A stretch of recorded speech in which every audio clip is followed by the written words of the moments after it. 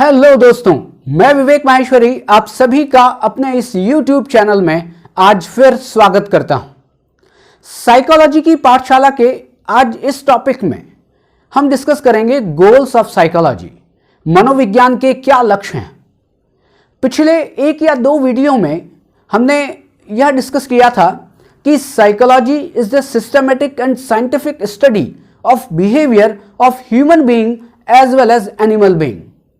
मनुष्यों के या पशुओं के व्यवहार का क्रमबद्ध और वैज्ञानिक अध्ययन ही मनोविज्ञान है।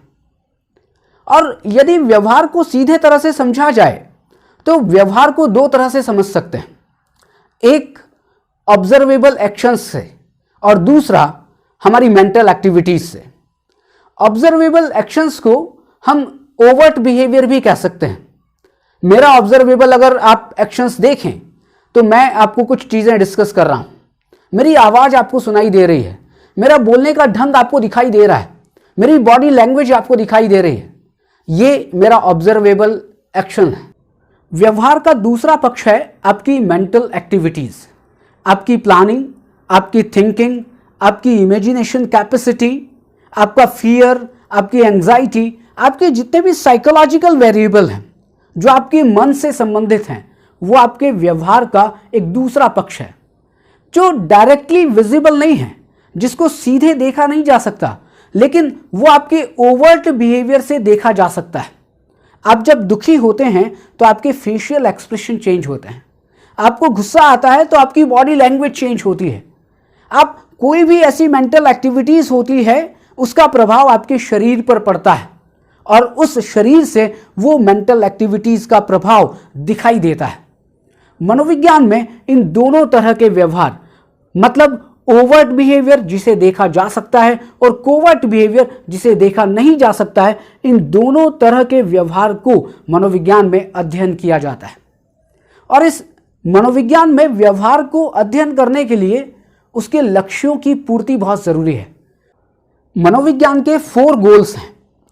पहला लक्ष्य है डिस्क्रिप्शन ऑफ बिहेवियर, व्यवहार का वर्णन करना। सेकंड लक्ष्य है एक्सप्लेनेशन ऑफ बिहेवियर, व्यवहार की व्याख्या करना। तीसरा लक्ष्य है प्रिडिक्शन ऑफ बिहेवियर, व्यवहार का पूर्व कथन करना या किसी के व्यवहार के बारे में भविष्यवाणी करना। और चौथा लक्ष्य है कंट्रोल ऑफ बिहेवियर, कि व्यवहार को नियंत्रित करना। मनोविज्ञान का पहला लक्ष्य है डिस्क्रिप्शन ऑफ बिहेवियर, व्यवहार का वर्णन करना।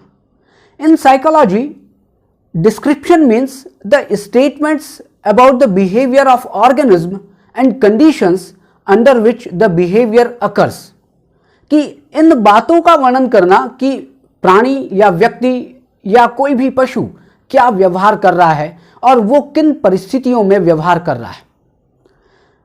जो साइकोलॉजिस्ट हैं केवल उनका बहुत सारा समय इसी बातों में चला जाता है कि वो देख रहे होते हैं, वो ऑब्जर्व कर रहे होते हैं कि ये व्यक्ति क्या व्यवहार कर रहा है, और उस व्यक्ति के ऑब्जर्वेशन से ही उस व्यक्ति के पूरी पर्सनालिटी के बारे में पता लगाया जा सकता है। लेकिन वर्णन करने के लिए एक चीज और जरूरी है। जब भी व्यक्ति का वर्णन किया जाएगा या व्यक्ति के व्यवहार का वर्णन किया जाएगा तो उसके पहले व्यवहार के उस पहलू का मापन करना पड़ेगा, व्यवहार के उस पहलू का मेजरमेंट करना पड़ेगा। साइकोलॉजी में बहुत सारे मेजरमेंट के टूल्स हैं। यदि मैं किसी के इंटेलिजेंस का वर्णन करना चाहूं, मैं किसी के एंजाइटी का वर्णन करना चाहूं, मैं किसी की मेंटल स्टेट का वर्णन करना चाहूं, तो पहले मुझे उन मेंटल स्टेट्स को मेजर करना पड़ेगा, मुझे उसकी एंजाइटी को मेजर करना पड़ेगा, मुझे उसके इंटेलिजेंस को मेजर करना पड़ेगा, तब मैं उसके बारे में या उसके व्यवहार के बारे में वर्णन कर सकता हूं। जब मैं ये कहूंगा कि इस व्यक्ति की IQ सुपीरियर श्रेणी में है, तो फिर क्या होगा, मैं इसके व्यवहार का वर्णन सुपीरियर से रिलेटेड जो भी विशेषताएं होंगी उससे रिलेट करके करूंगा। इसलिए वर्णन करने से पहले मापन करना जरूरी है, और मापन करने के लिए साइकोलॉजी में बहुत सारे टूल्स अवेलेबल हैं, बहुत सारे साइकोलॉजिकल टेस्ट हैं जिनके थ्रू हम व्यक्ति के व्यवहार का मापन कर सकते हैं। मनोविज्ञान का दूसरा लक्ष्य है एक्सप्लेनेशन ऑफ बिहेवियर, व्यवहार की व्याख्या करना। कभी कभी लोग डिस्क्रिप्शन और एक्सप्लेनेशन को एक समझ लेते हैं, बल्कि ये दोनों एक नहीं है, इनमें थोड़ा सा अंतर है। डिस्क्रिप्शन उस व्यवहार का होता है जो ऑब्जर्व किया जा सकता है। डिस्क्रिप्शन उस व्यवहार का होता है जिसे देखा जा सकता है, जिसे सुना जा सकता है, जिसका मैनिफेस्टेशन होता है। लेकिन व्याख्या करने के समय जो व्यवहार देखा जा रहा है, जिस व्यवहार को ऑब्जर्व किया जा रहा है, उसके पीछे का कॉज क्या है, उसके लिए पीछे क्या रिलेशनशिप काम कर रही है, उसके पीछे क्या प्रोसेसेस काम कर रही हैं, इन बातों का पता लगाया जाता है एक्सप्लेनेशन में। एक व्यक्ति व्यवहार क्यों कर रहा है, जब हम वाई का उत्तर देते हैं तो एक्सप्लेनेशन होती है, और इसमें हम तर्क संगत अनुमान लगाते हैं उस व्यवहार के बारे में, हम लॉजिकल इंटरप्रिटेशन करते हैं, हम रेशनल देते हैं कि यह व्यवहार क्यों किया जा रहा है। इसको कहते हैं एक्सप्लेनेशन ऑफ बिहेवियर।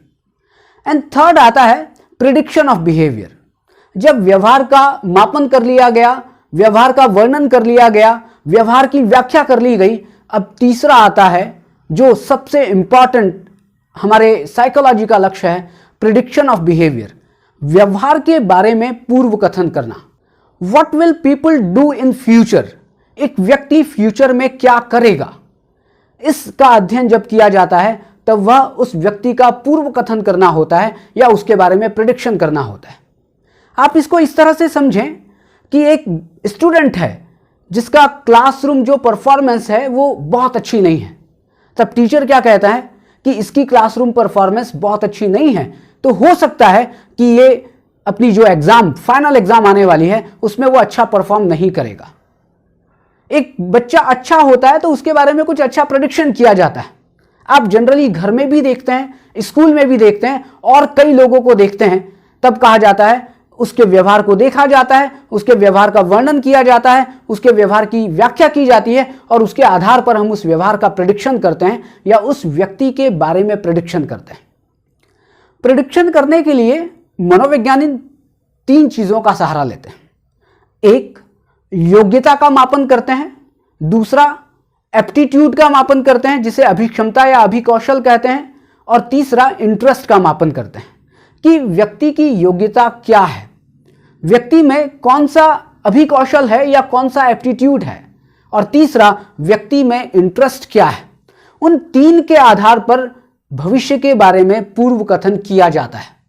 अभी अगर आप बाहर मार्केट में देखें तो बहुत सारी एप्टीट्यूड लैब्स अवेलेबल हैं, और वो क्या करती हैं, एक पेरेंट्स अपने बच्चों को वहां पर ले जाते हैं और उनके एप्टीट्यूड का मेजरमेंट किया जाता है। वो साइंटिफिक एप्टीट्यूड हो सकता है, मैकेनिकल एप्टीट्यूड हो सकता है, वो मैथमेटिक्स से रिलेटेड एप्टीट्यूड हो सकता है, वो म्यूजिक से रिलेटेड एप्टीट्यूड हो सकता है, और उस एप्टीट्यूड के मेजरमेंट के बाद एक साइकोलॉजिस्ट प्रेडिक्शन करता है कि ये बच्चा यदि इस लाइन में जाएगा तो सफल होगा और इस लाइन में जाएगा तो सफल नहीं होगा। उसके आधार पर उस बच्चे को, उस स्टूडेंट को माता पिता या उसके जो टीचर्स हैं वो उस लाइन में जाने के लिए प्रेशर करते हैं या उसको कहते हैं। यह हुआ प्रेडिक्शन ऑफ बिहेवियर। एंड चौथा आता है कंट्रोल ऑफ बिहेवियर, कि व्यवहार को नियंत्रित करना। और यह आपको मालूम है कि जब भी बिहेवियर का मॉडिफिकेशन होता है तो व्यवहार के कुछ पहलुओं को नियंत्रित करना होता है। आप इसको इस तरह से भी समझ सकते हैं कि एक बैड हैबिट है और आपको एक नई अच्छी हैबिट अपने में डेवलप करनी है। आपको क्या करना होता है, आप उस बैड हैबिट से रिलेटेड जो आपका व्यवहार है उसको आप क्या करते हैं, उसको कंट्रोल करते हैं। और जब आप उस व्यवहार को कंट्रोल करेंगे तब उसकी जगह नए व्यवहार को स्थापित करने की कोशिश करेंगे। यदि उस बैड हैबिट को या जिस व्यवहार को आप चेंज करना चाहते हैं उस व्यवहार को नियंत्रित नहीं किया गया, उससे रिलेटेड एक्शंस को नियंत्रित नहीं किया गया, तो बिहेवियर मॉडिफिकेशन नहीं हो सकता, आप अपने व्यवहार को चेंज नहीं कर सकते। यदि आप अपनी इच्छा से अपने व्यवहार में परिवर्तन लाना चाहते हैं या दूसरों के व्यवहार में परिवर्तन लाना चाहते हैं, इन दोनों के लिए आपको व्यवहार के उस एक्शन पर, उसके कुछ पहलुओं पर नियंत्रण करना बहुत जरूरी है। हम किसी भी सिचुएशन की बात करें, sports, business, organization, college, university और घर, किसी भी सिचुएशन की बात करेंगे, व्यक्ति के व्यवहार के बारे में बात की जाती है। व्यक्ति के व्यवहार के बारे में बात करने का मतलब है व्यक्ति के व्यवहार का वर्णन करना, व्यक्ति के व्यवहार की व्याख्या करना, उसके बारे में प्रिडिक्शन और उसके व्यवहार को नियंत्रित करने का प्रयास करना। ये चारों मनोविज्ञान के लक्ष्य हैं। यदि इन मनोविज्ञान के लक्ष्यों को एक बार देखें तो इनसे 4 तरह के क्वेश्चंस के आंसर मिलते हैं। डिस्क्रिप्शन से मिलता है व्हाट इज, क्या है। एक्सप्लेनेशन से मिलता है व्हाई इट इज, ये क्यों है। प्रिडिक्शन से मिलता है व्हाट विल बी, क्या होगा। एंड कंट्रोल से मिलता है हाउ, कैसे हम अपने व्यवहार को कंट्रोल कर सकते हैं।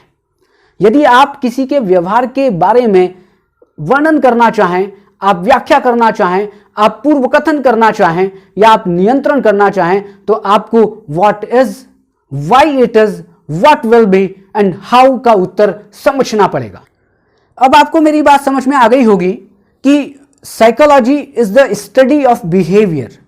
उस बिहेवियर की स्टडी करने के लिए हमें व्यवहार का वर्णन करना, व्यवहार की व्याख्या करना, व्यवहार के बारे में पूर्व कथन करना और उस व्यवहार को कैसे नियंत्रित किया जाए यह सीखना बहुत जरूरी है। यही 4 मनोविज्ञान के लक्ष्य हैं। आप किसी भी सिचुएशन में इन चारों लक्ष्यों की पूर्ति करके ही आप किसी के व्यवहार का अध्ययन कर सकते हैं। अब मैं इस वीडियो को यहीं पर विराम देता हूं और अगले वीडियो में एक साइकोलॉजी की पाठशाला में नए टॉपिक के साथ मिलूंगा। तब तक के लिए आपसे विदा लेता हूं। सभी को मेरा नमस्कार, प्रणाम।